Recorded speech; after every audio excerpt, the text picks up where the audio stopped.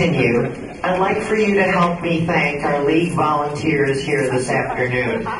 Janet Pointer, Kay Gamble, Dennis Schwann, Betsy Thrasher, Wendy Kovich, John Borson, Anthony Pedoti, Karen Mackey, Barbara Evans, and Dr. Tana Derma, and our co-sponsor, the Gail Borden Public Library. Please give a round of applause.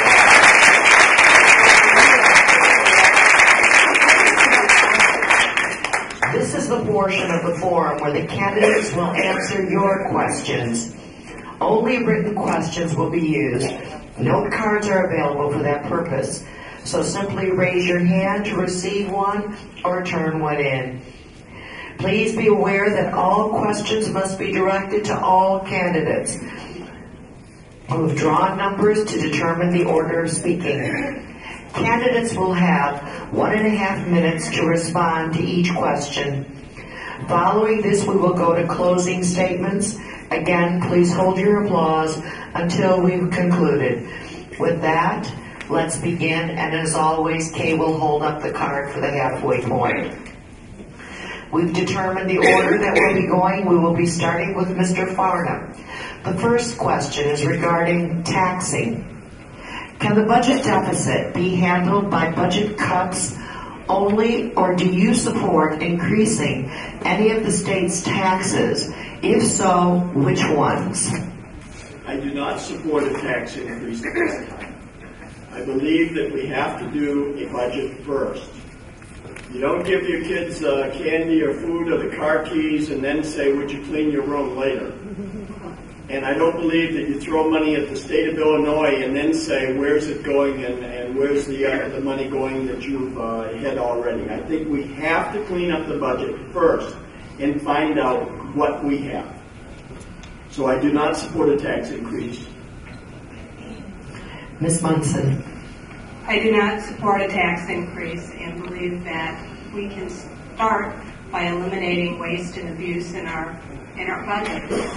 One of the places that we can start with is Medicaid, and if we are to look at who is using Medicaid and make sure that they are qualified to use Medicaid, studies have showed that we can save about 10% of our Medicaid budget. That would give us enough money to do the investigation and save us about $1 billion. I think the other thing we need to do in our state is learn to live within our means and economize. All of you, I think, economize when you need to live within your budget. It doesn't mean that services necessarily have to be cut. What it does mean is you look at procurement processes. Perhaps you put things online and share procurement activities within agencies or between local governments.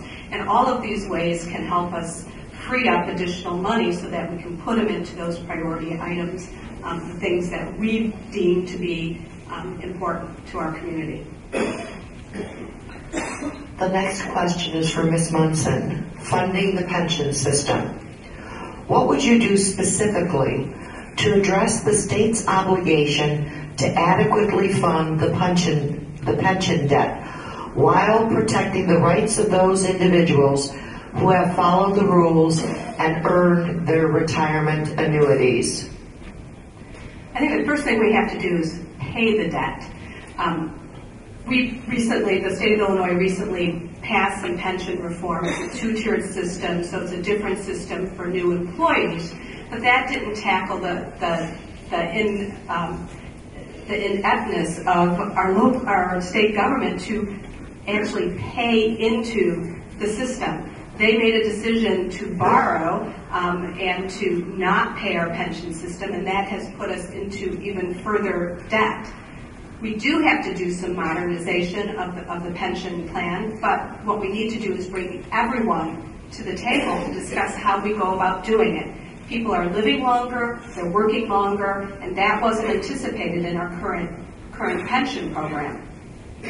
There was an opportunity in this last term for everyone to sit down together before the two-tier system was passed, and those people negotiating the budget then decided that they no longer wanted to go through the negotiation process and have people at the table and kind of overnight pass a pension plan that doesn't adequately address the problem.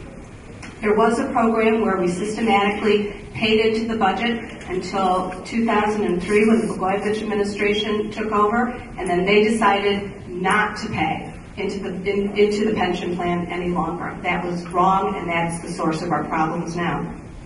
Mr. Farnham. Yeah, that source of the problem has been there for over 20 years. If we had been paying into these pensions all along, if you think about the investment income on the money that wasn't paid into these pensions would be in very good shape today. I was on a number of different plans for the painters in Chicago that had to be funded under ERISA rules. It's too bad that the state of Illinois, for the last 20, 25, 30 years, hasn't had to live under some of those rules also. I don't believe you steal people's pensions, then you come back and you whack them side of the head and say, sorry, there's no money there, and you've spent it. So I think that the two-tiered pension system that we came up with in this last legislature, I'm never crazy about two-tier pension plans, but I think that it was absolutely necessary.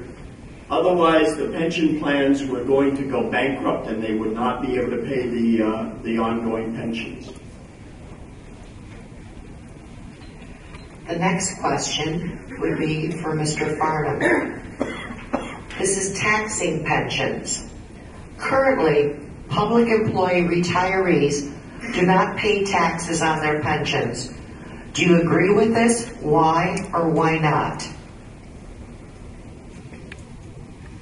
I would have to look into that. I have to say that raising taxes right now is just, to me, not the answer. Now you're talking about paying people their pensions and having the difficulty of not having the money behind it, and now you're going to tell them, we're going to tax your pensions. I'd have to look at that and see what the effect would be on the pensioners.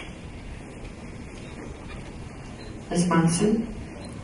I just can't see giving any more money to a government that's exclusively proven it can't spend our money wisely, that it won't pay into our pension system, and it won't take care of its obligations.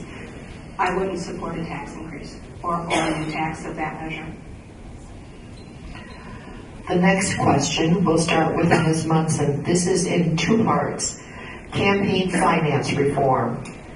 We're tired of all the negative campaigning. Will you agree to stop the negative attacks against your opponent and only focus on your record and what you plan to accomplish, and what groups have endorsed your candidacy?